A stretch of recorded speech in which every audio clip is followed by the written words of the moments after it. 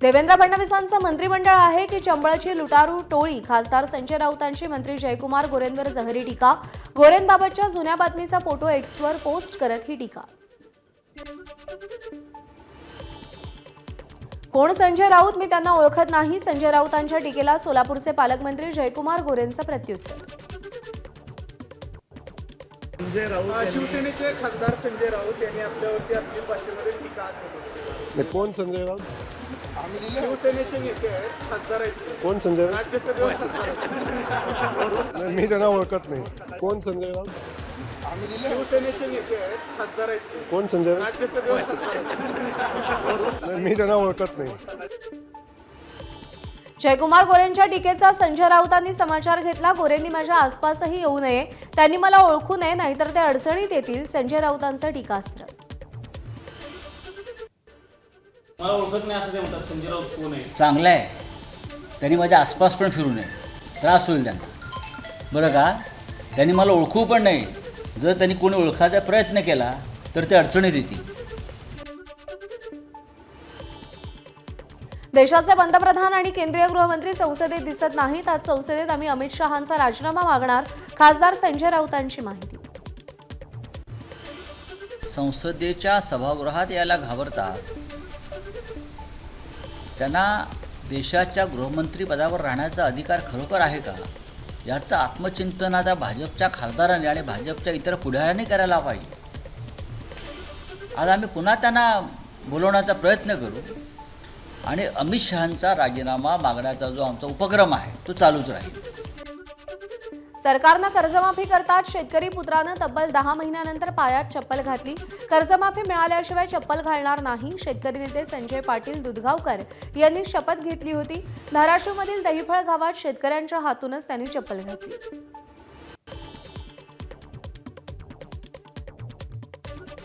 आज या सत्कार प्रसंगी मी सगळ्या या दहिफळ पंचक्रोशीतल्या शेतकऱ्याला आवाहन केलं आणि भविष्यातल्या काळासाठी तुम्ही आम्ही सगळेजण राजकारण विरहित शेती आणि शेतीचे जे धंदे आहेत, जोडधंदे, त्याच्याविषयी येणाऱ्या आक्रमणाच्या वेळेस आपण सगळेजण एक रूपानं एकजुटीनं आपण लढू. नीट पेपरफुटी विरोधातील आंदोलन म्हणजे विद्यार्थ्यांच्या पोटातली आग होती. शिवसेना खासदार ओमराजे निंबाळकर यांचं विधान. लोकसभेत विद्यार्थ्यांच्या प्रश्नावर बोलणार होतो, मात्र कामकाज चालत नसल्याची ओमराजेंची माहिती. ही निवडणुकीचा कार्यक्रम जाहीर झाल्यानंतर, प्रचार झाल्याच्या नंतर अचानक ती निवडणुकीतल्या गैरप्रकारामुळे जर रद्द झाली आणि परत निवडणुकीला जर सामोरं जावं लागत असेल त्या लोकप्रतिनिधीला, तर त्याची काय मनाची भावना होते. कारण ती निवडणूक तर फक्त 5 वर्षाची आहे. हिथं तर नीटची परीक्षा आयुष्य ठरवणारी आहे. त्यामुळे निश्चितपणे त्या तरुणाच्या मानसिकतेबद्दल मी निश्चितपणे त्यांच्या माझ्या संवेदना त्यांच्या बरोबर आहेत आणि निश्चितपणे त्यांचा जेव्हा जेव्हा कधी आवाज म्हणून, कारण एक लक्षात घ्या, केंद्र सरकारनं सुद्धा त्यांच्या वेदना लक्षात घेऊन त्या ठिकाणी शिक्षण मंत्र्यांचा राजीनामा घेतला, त्यांच्या संवेदना मान्य केल्यात आणि इथून पुढच्या कालखंडामध्ये सुद्धा भले मी सत्ताधारी पक्षात आलोय ह्याचा अर्थ लोकांचे मुद्दे मांडायचे नाहीत असं होत नाही. विदर्भातील 11 जिल्ह्यांमधील ओबीसींचा एल्गार. भंडाऱ्यातून आज मंडल जनगणना यात्रा निघणार.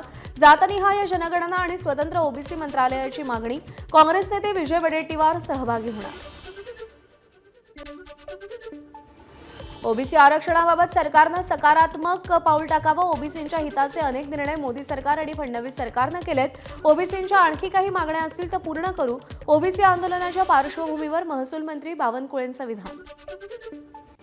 ओबीसी आरक्षणासंबंधी तर सरकारने सकारात्मक भूमिका आता पण घेतलेला आहे. जे काही निर्णय 65 वर्षाच्या काँग्रेसच्या सरकारच्या काळात झाले नाही तेवढे सारे निर्णय ओबीसी समाजाकरता माननीय पंतप्रधान नरेंद्र मोदीजी, माननीय देवेंद्र फडणवीसच्या सरकारने घेतले आहे. अजून काही मागण्या असतील त्या आम्ही पूर्ण करू.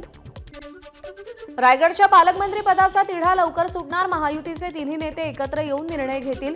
चंद्रशेखर बावनकुळेंची मोठी माहिती. रायगडचं पालकमंत्री कुणाला करायचं हा संपूर्ण अधिकार, हा सर्वस्वी अधिकार माननीय मुख्यमंत्री महोदयांचा आहे. माननीय एकनाथजी, सुनेत्रा पवारजी आणि मुख्यमंत्रीजी बसून याबद्दलचा निर्णय करतील. पण रायगडच्या पालकमंत्री पदाचा निर्णय लवकरच होईल असं मला दिसत आहे. सातारा जिल्हा बँकेत मतदार होण्यासाठी पैशांची बोली 2 लाख रुपयांनी मताचा अधिकार मिळवला. लोकशाहीला काळीमा फासणारा प्रकार. कराडच्या कोडोली गावातील विकास सेवा सोसायटीच्या ठरावादरम्यानचा हा प्रकार आहे. नाशिक शहरातील खड्डे बुजवण्यास सुरुवात. एबीपी माझाच्या बातमीनंतर महापालिका प्रशासन कामाला. पंचवटी, मखमलाबाद, सिडको, सातपूर, गंगापूर रोड भागामध्ये खड्डे बुजवण्यास सुरुवात. तर रस्तेही तातडीनं दुरुस्त केले जाणार. नाशिकमधील खड्ड्याच्या प्रश्नावरून राजकारण. शहरामध्ये राष्ट्रवादी युवक काँग्रेसनं होर्डिंग्स लावले. छगन भुजबळांना पालकमंत्री करण्याची राष्ट्रवादी युवक काँग्रेसची मागणी. नाशिक शहरातील खड्ड्यांच्या मुद्द्यावरून ठाकरेंची शिवसेना आक्रमक. खड्डे व्यवस्थित बुजवले जात नसल्याचा आरोप. 7 ऑगस्टला होणाऱ्या नाशिककरांच्या मोर्चाला ठाकरेंची शिवसेना पाठिंबा देणार. शहरातल्या जनतेला आता वेटीस धरून काम करणं कितपत योग्य आहे? किती दिवस अंत म्हणजे आता अंत झाला या गोष्टीचा. आज महापौरांना मी विनंती करेल या महासभेच्या 7 तारखेच्या महासभेसाठी की तुम्ही प्राधिकरणाचे अधिकारी सुद्धा या महासभेला बोलवा.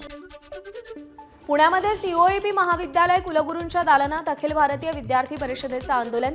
मनमानी शुल्क वाढीच्या विरोधात विद्यार्थी आक्रमक.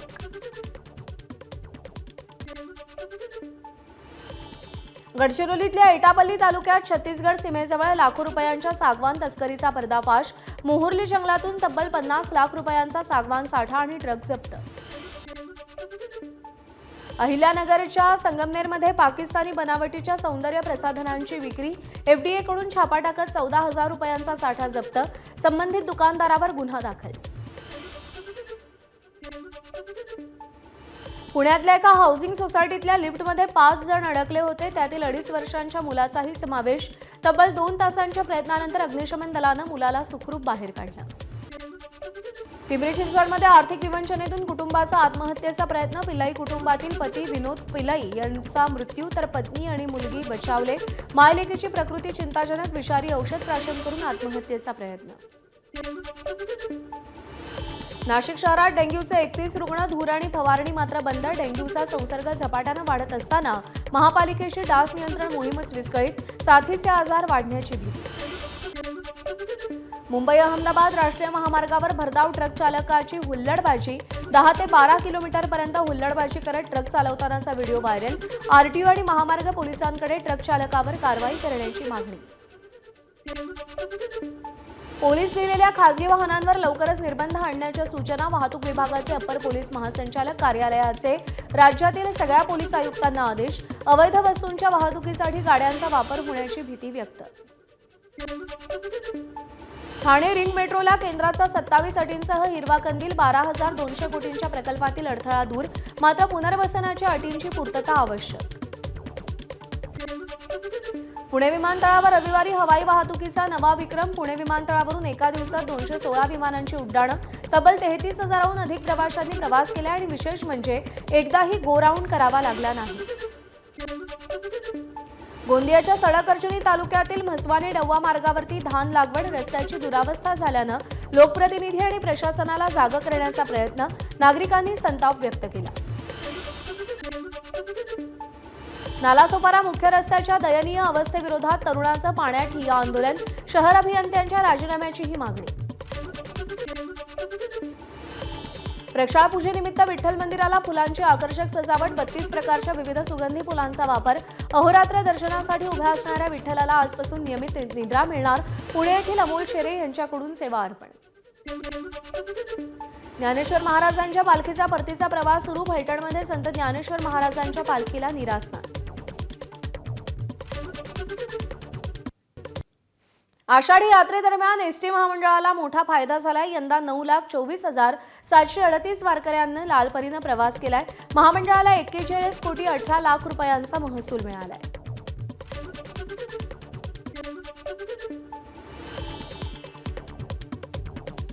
येत्या 2 दिवसात लाभार्थी शेतकऱ्यांच्या खात्यामध्ये कर्जमाफीचे पैसे जमा होणार. तर आधार प्रमाणिकीकरण झालेल्या शेतकऱ्यांच्या खात्यामध्ये कर्जमाफीचे पैसे जमा होणार. 17 लाख शेतकऱ्यांपैकी 10 लाख शेतकऱ्यांचं आधार प्रमाणिकीकरण पूर्ण. फार्मर आयडीच्या गोंधळामुळे नंदुरबारमधील 10,000 शेतकरी अडचणीत. 45 वनगावांची नावं शासनाच्या ऑनलाईन प्रणालीतच नाहीत. पोर्टलवर वनगावांची नावं नसल्यानं फार्मर आयडी तयार करण्यात अडचणी, पीक विमा, कर्जमाफी, अनुदानासह विविध योजनांपासून वंचित राहण्याची भीती. धाराशिवमधील पीक विमा योजनेतील 14 मंडळं वगळली. अतिवृष्टीचा निकष विमा कंपन्या आणि राज्य सरकारमध्ये असता तर एकही मंडळाला विमा देण्याची मागणी करावी लागली नसती. खासदार ओमराजे निंबाळकरांनी खंत व्यक्त केली.